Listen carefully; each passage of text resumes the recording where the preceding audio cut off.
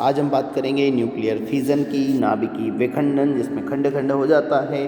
वे नाभिकीय अभिक्रियाएं जिनमें भारी नाभिक न्यूट्रॉन को ग्रहण करने के बाद लगभग समान आकार के दो नाभिकों में टूट जाता है, तो उसे नाभिकीय विखंडन कहते हैं।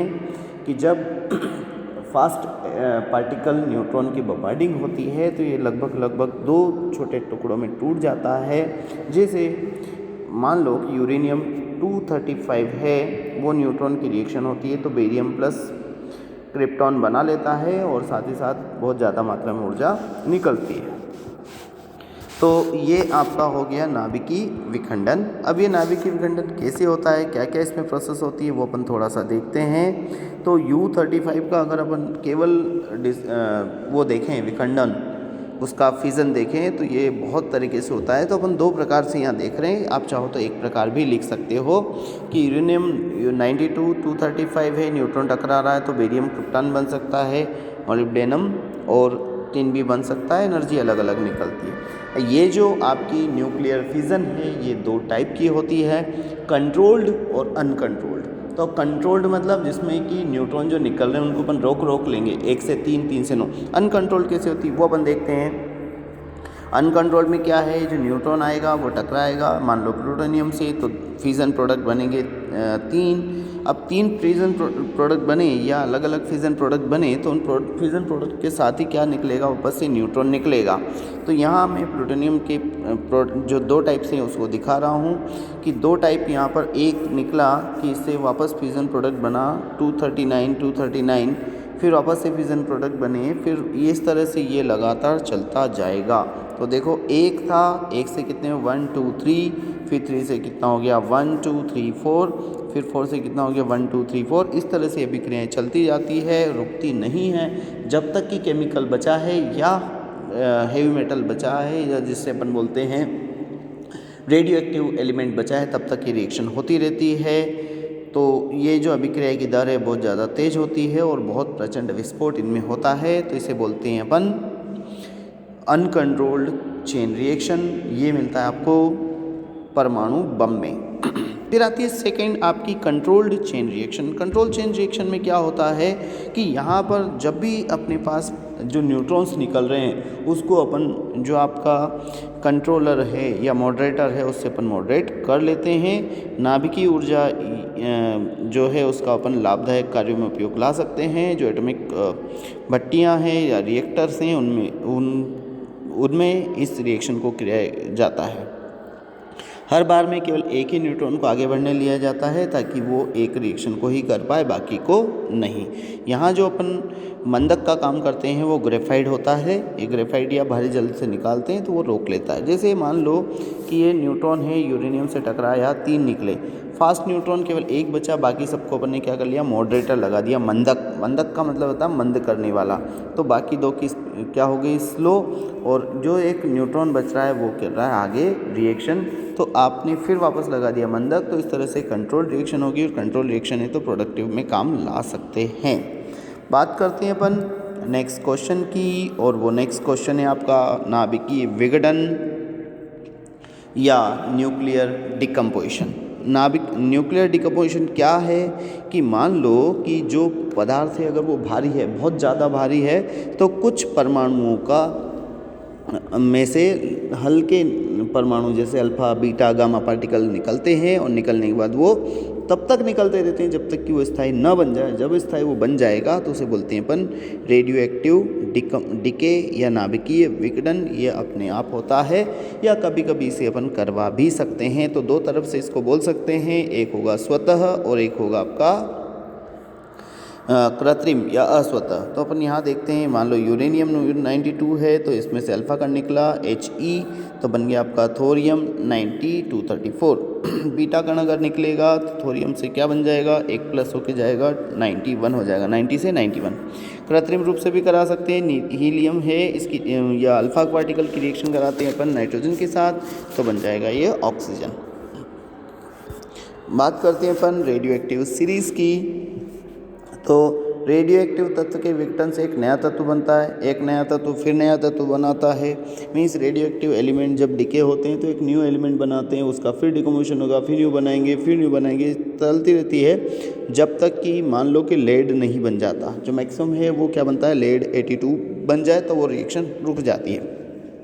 अब किस में से क्या निकलेगा, कैसे निकलेगा, इसके लिए कुछ सीरीज़ हैं जिसको अपन याद करने की एक ट्रिक है, उसे बोलते हैं अपन तमिलनाडु, उत्तर प्रदेश, आंध्र प्रदेश। तमिलनाडु मतलब तमिल जिसका टी लेंगे अपन, थोरियम, नाडु उसका लेंगे नेपच्यूनियम, यूरेनियम और एक्टीनियम अपन उसे कहेंगे। तो पहली सीरीज़ अपन लेते हैं थोरियम को बोलते हैं फोरेन सीरीज़ शुरू होती है थोरियम से और जाती है लेड तक। दूसरी सीरीज़ आती है आपकी नेपच्यूनियम Np, जिसको बोलते हैं 4n+1 सीरीज़, ये शुरू होती है Np से, नेपच्यूनियम 93 से जाती है बिस्मथ तक। और ये वो श्रेणी है जिसे अपन सिंथेटिक भी बोलते हैं, आर्टिफिशियल भी बोलते हैं। फिर इसके बाद आती है थर्ड, जिसे बोलते हैं अपन यूरेनियम सीरीज़, वो होती है 4n+2। इसमें यूरेनियम 92 से कहाँ जाता है, वापस बिस्मथ तक जाता है। इसमें अपन 4 का भाग दें तो हमेशा क्या शेष बचेगा, 2। अगर 4n है तो कुछ भी शेष नहीं बचेगा, 4n+1 है तो एक शेष बचेगा। और लास्ट आती है आपकी एक्टीनियम 4n+3 सीरीज, जब इसमें अपन 4 से डिवाइड करेंगे तो कितना शेष बचेगा, 3। तो इस तरह से 4 सीरीज़ हो गई है, Tamil Nadu, Uttar Pradesh, Andhra Pradesh, thorium, neptunium, uranium और एक्टीनियम। अब बात करते हैं अपन समस्थानिक की। समस्थानिक किसे कहते हैं, कैसे पहचाने जाते हैं। तो समस्थानिक मतलब आइसोटॉप्स, आइसो मतलब समान, टॉप मतलब स्थिति, जब उसका समान स्थान हो। मान लो हाइड्रोजन है तो हाइड्रोजन का परमाणु क्रमांक चाहे कितने ही समस्थानिक हो, उसका परमाणु क्रमांक कितना रहेगा, 1। मतलब प्रोटॉनों की संख्या समान हो लेकिन न्यूट्रॉन की संख्या अलग अलग हो तो उसे बोलते हैं अपन समस्थानिक, है ना। ऐसे परमाणु जिनका परमाणु क्रमांक समान हो लेकिन परमाणु भार भिन्न भिन्न हो तो उसे बोलते हैं अपन समस्थानिक। इसमें रासायनिक गुण होते हैं। सर्वप्रथम इसकी खोज किसने की थी, सोडी ने।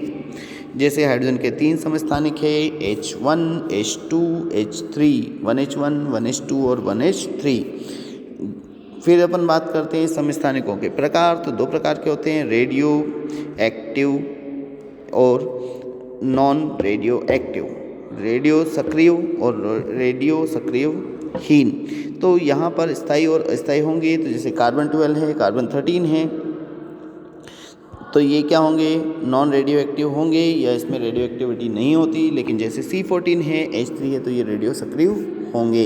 बात करते हैं अपन सक्रियों का पृथक्करण या समस्थानिकों का पृथक्करण। तो पृथक्करण की अलग अलग विधियां हैं। पहला विसरण, दूसरा वाष्पीकरण, तीसरा विसरण। ये इतना ज़्यादा इम्पोर्टेंट नहीं है, फिर भी अपने को पता होना चाहिए। अपने काम की चीज़ जो बहुत ज़्यादा इम्पोर्टेंट है वो है अर्ध आयु काल। अर्ध आयु काल किसे कहते हैं अपन, कि कोई भी पदार्थ जो उसकी मूल मात्रा है, अगर वो x टाइम में उससे आधी मात्रा में रह जाता है तो उस समय को कहते हैं अपन अर्ध आयु काल, half life period. Half life मतलब कि अगर कोई पदार्थ शुरुआत में 100 ग्राम है और 10 मिनट के बाद अगर वो 50 ग्राम बन जाता है तो उस 10 मिनट के समय को बोलते हैं उस पर्टिकुलर रिएक्शन के लिए अर्ध आयु काल। अर्ध आयु काल को अपन ये जनरली रेडियो एक्टिव जो है वो फर्स्ट ऑर्डर होती है। फर्स्ट ऑर्डर का अर्ध आयु काल होता है T½ = 2.303 lambda log initial amount upon final amount. अब यहाँ पर एक एग्जांपल से इसको समझने की कोशिश करते हैं कि I53-128 का विघटन स्थिरांक या जो लैम्डा है वो कितना दिया है, 0.02845 प्रति मिनट। और इसका अर्धायु काल और औसत आयु ज्ञात करनी है। तो अर्धायु के लिए फॉर्मूला है T½ = 0.693 अपॉन लैम्डा। T½ अपने को निकालना है 0.693, लैम्डा दिया हुआ है 0.0284, निकालेंगे तो कितना आ जाएगा 24.40 मिनट। औसत आयु के लिए भी फॉर्मूला होता है जो आपकी मीन लाइफ है। मीन लाइफ इक्वल टू क्या होता है, अर्धायु T½ × 1.44। तो अर्धायु निकाल लिया अपन ने 24.40 इंटू कर देंगे 1.44 तो आ जाएगा आपका 35.4 135 मिनट, और इस तरह से अपन इसको सॉल्व कर सकते हैं।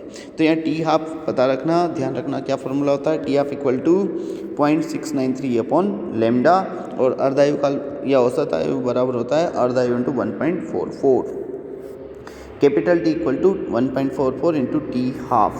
शॉर्ट नोट की अगर बात करते हैं अपन, समभारिक किसे कहते हैं, समस्थानिक किसे कहते हैं। तो समभारिक जिनके भार समान हो, जैसे आर्गन अपने को दिख रहा है 40 और कैल्शियम दिख रहा है 40, तो दोनों के भार क्या है, परमाणु भार, एटॉमिक मास क्या है, सेम, एटॉमिक वेट है वो क्या है, सेम 40 है, जबकि इसका एटॉमिक नंबर डिफरेंट हो सकता है, तो इसे बोलते हैं समभारिक।